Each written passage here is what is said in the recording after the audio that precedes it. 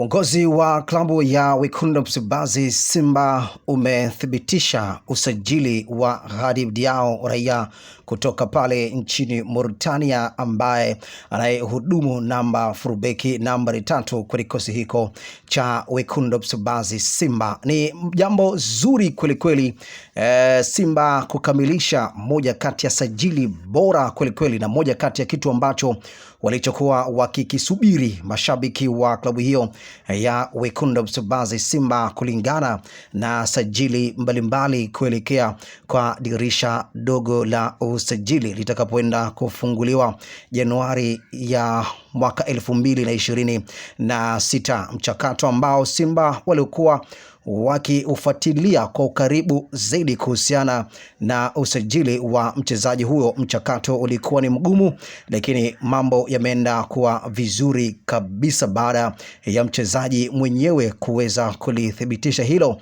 kwa maana kwamba yuko tayari kwenda kuitumikia klabu hiyo ya Wekundu Msimbazi Simba kuelekea kwa dirisha dogo la usajili. Hadim Diao ni raia kutoka pale taifa la Mauritania, lakini pia ni mchezaji mwenye historia nzuri, ni mchezaji ambaye mwenye kariba ya kiwango cha hali ya juu, ana historia kubwa sana michuano ya ligi ya mabingwa barani Afrika, lakini pia ni mzoefu sana katika eneo hilo, kwa maana kwamba fullbeki nambari 3. Sasa mambo ni mazito kweli kweli, na vikao vikiendelea kushamili kuwekwa mara kwa mara kuhusiana na kwenda kuboresha benchi la ufundi pamoja na baadhi ya maeneo mbalimbali, huku uongozi wa klabu hiyo Simba na aliyekuwa ametangazwa kuwa kocha mkuu wa kikosi hiko cha Simba Steve Becker leo amewasili katika taifa hili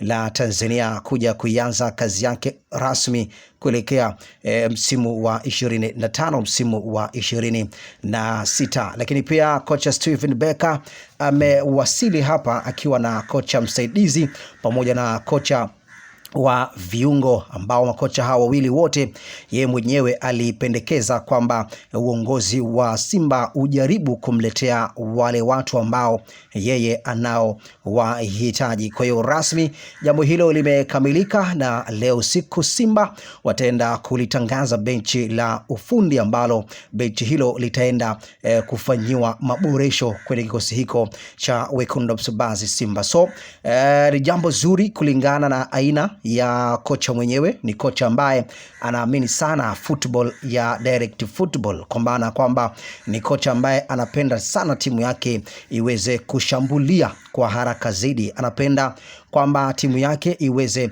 kupambana muda wote. Ni kocha ambaye mwenye kuamini ile falsafa ambayo yeye anaona kwamba ni jambo zuri kweli kweli. Lakini leo kikosi cha Wekundu Msimbazi Simba kimeanza kufanya mazoezi kwa ajili ya kuweka maandalizi kuelekea katika michuano ya Mapinduzi kule visiwani Zanzibar, ambapo Simba atasafiri juma lijalo kuelekea kule visiwani Zanzibar kwenda kushiriki michuano hiyo ya Mapinduzi, ambayo kisiwa hiko cha Pemba na Unguja pamoja kwa ujumla zaidi Zanzibari wanaenda kusherehekea siku ya Mapinduzi, ambayo wao walikuwa wamepata uhuru kuanzia pale ambapo walipokuwa wakilipambania. Kwa hiyo kikosi cha Wekundu Msimbazi Simba leo kimefanya mazoezi yake asubuhi, walianza gym, na leo jioni waliendelea kufanya mazoezi katika uwanja wa Mo Simba Arena pale Bunju.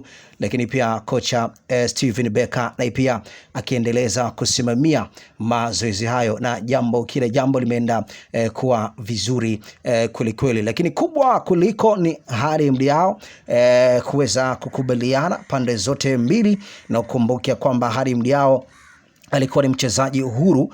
Klabu yake ya Al Hilal Omdurman waliweza kukataana, na Hadim Diao aliweza kugoma kusaini mkataba mpya na klabu hiyo, na yeye pia akishinikiza kwamba anahitaji kuondoka haraka iwezekanavyo kwenye klabu hiyo ya Omdurman Al Hilal.